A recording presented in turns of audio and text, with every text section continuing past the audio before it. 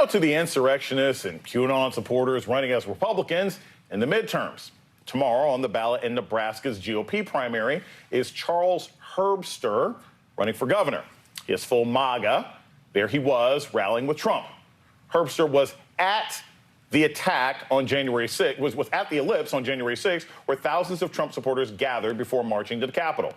He was also palling around, or schmoozing, as the local paper put it, with Trump insiders ahead of the attack. Herbster peddling the big lie while campaigning. None of the states would look at those irregularities. I can only say this. As an individual who watched elections all of my life, it's very difficult personally for me to believe that Joe Biden got over 80 million votes. Now Herbster faces allegations from 8 women that he groped them without consent. 2 of those accusations, I should note, are from fellow Republicans, including a state senator. Herbster denies the claims. In MAGA world, the most important thing is, you got to lie for Trump. Also, new details on one of the 36 QAnon supporters running for Congress.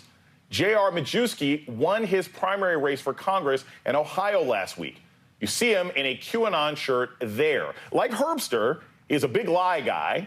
This picture surfacing showing him at the January 6th rally outside the Capitol. He tweeted, then deleted it. Also surfacing, photos showing him turning the zeros of the Trump 2020 logo painting on his lawn into Qs, like some sort of Batman villain. During the campaign, Majewski has denied supporting QAnon, but there seems to be evidence right there. And there are tapes, and it came out today, that have come back to haunt him. I believe in everything that's been put out from Q, which is military level intelligence, in my opinion. Joining me now is former DNC chair Howard Dean, one of my favorite political voices, quite frankly. Look, former governor, I have to ask you this. Everyone always talks about message and how Democrats have to have a more powerful message heading into the fall. But my primary concern as a voter and American citizen is not so much the messaging. I think there's great candidates out there.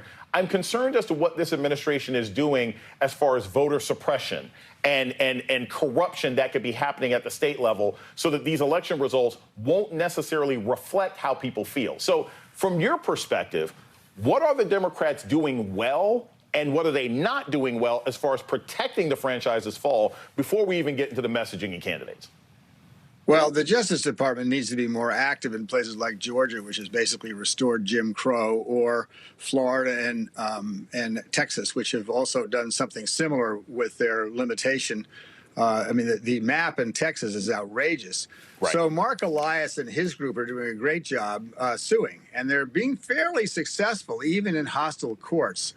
But, the attack on democracy is pretty serious. Don't forget, these guys have been corrupting the courts for 20 years through the Federalist Society. Huge amounts of money going into this. Now it's dark money, thanks to John Roberts' Citizens United ruling.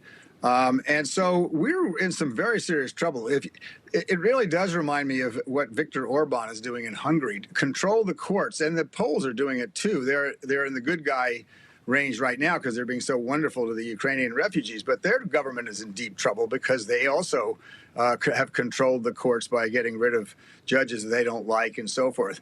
So I do think the Democrats are doing okay. I wish the Justice Department were a little more moved a little faster, because these cases are not going to get into court fast enough. But Mark Elias is doing a fantastic job in almost every state, and he's winning a lot of cases, and that's going to make a difference.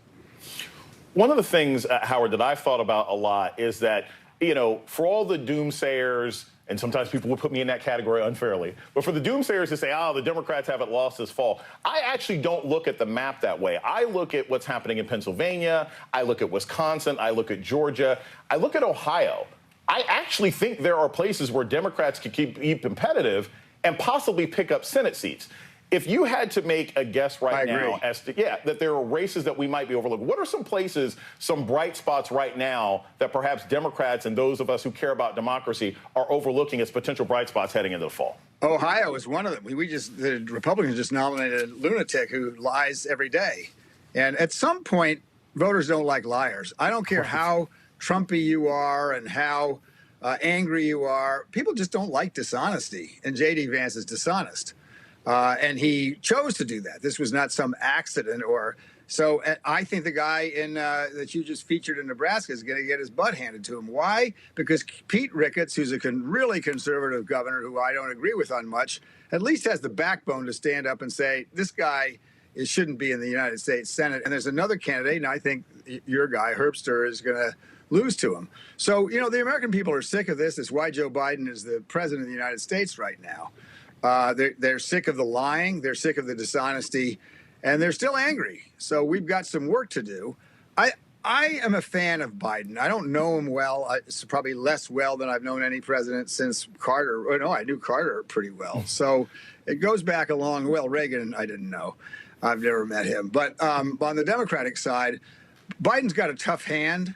And it's not all of his making. And when you consider that he's added more jobs than any president of the United States in history in the last 3 years, he's getting kind of a tough break. But that's just the way it is in politics. If you're struggling to pay the gas pump, which is going on in every country in the world right now, you got to blame somebody. So you always blame the president. But I think he's actually doing a pretty good job, pretty moderate, pretty thoughtful. And I think we can add North Carolina to your list. I think we can add Georgia. I'd be very surprised if Raphael Warnock doesn't win re-election because the voters care about decency in Georgia, and that's why they elected him and Ossoff in the first place. I also would add Wisconsin. Look, Mandela Barnes, if he ends up being the nominee, he's running against the most unpopular Republican senator. Howard Dean, I could talk to you all night. Please stay with me. We're going to come back after the break.